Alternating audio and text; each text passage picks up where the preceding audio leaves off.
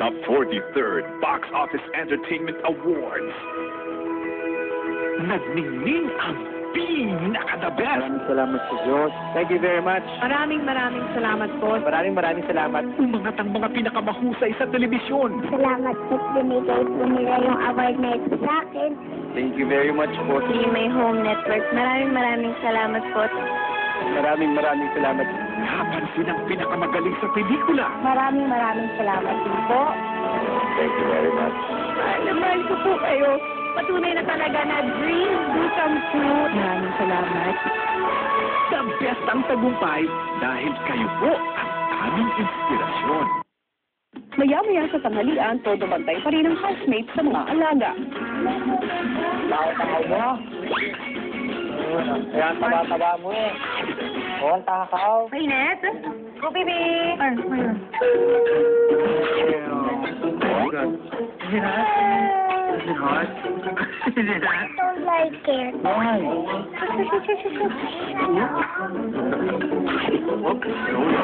Oh, mainit? Mainit? Nagustuhan mo ba yung chicken? Opo. Masarap. Dapat malaki. Yan, sumalaki. Yan, laki. Nakita ko yung sarili ko sa kanya noon. Malakas kami kumain. Yung bata ako. Kita naman sa picture. Gano'n kataba? Matawa. Like, bloated. Every time we pass by this fast food chain, they have to go around that food chain kasi if we won't go there, I would cry. Mag-enjoy na ako kayo dito eh. Diba pare ko? Malambot. Kaya ako kasi din. Ayaw ko rin dyan eh. Sige talaga eh. Pangit mo. Pangit daw tayo. Yan, gato kami no. Sabi nga di ba ni Kuya, gwapo tayo. Oo nga eh. Tama yung balon dyan eh. Okay lang. Naman siya. Abis maganda pa rin. Doon na ba siya? Ang na mukha niya eh. Parang kanin lang eh. Sinasaway ka ba ng parents mo nun? O minsan. Sino bang mas disiplinaryo? Mom mo o dad mo? Actually, both of them. Eh, pinapagalitan nila ako or pinapala nila ako sa puwet. Nakakain ka na, Kit? Diba? Sabihin mo sa kanya, roar. Run! Run!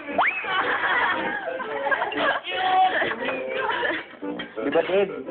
Ano, susunod mo yung footsteps ko. Wag!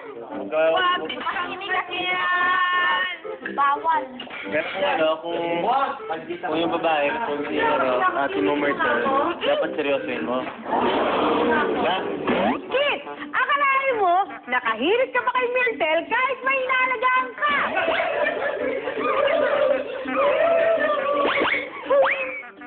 Matapos kumain, nagpaalam na ang mga bisitang bulilit.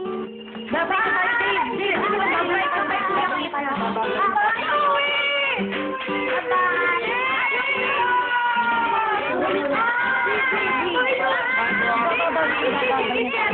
When you need to go free.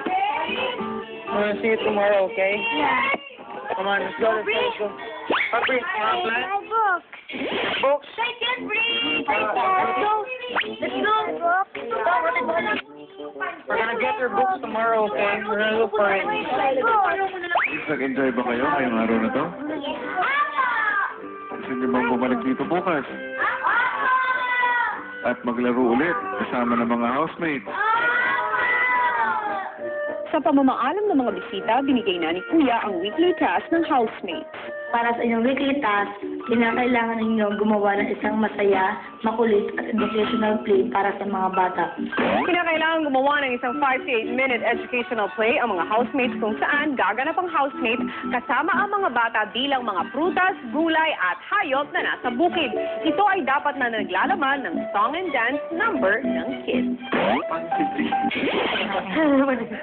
Masaya mga. Okay, sige po. Gusto na talaga mag-laro.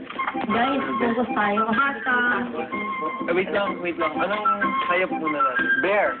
Cat. Bear. Cat. Special bear. Kasi nasa bukid kasi tayo. Kaya, bear. Wala bang bear sa bukid? May bear sa Ay, ano na ako, bear na. May bear naman sa bukid eh. Seryoso. Oh! Bukid na may bear.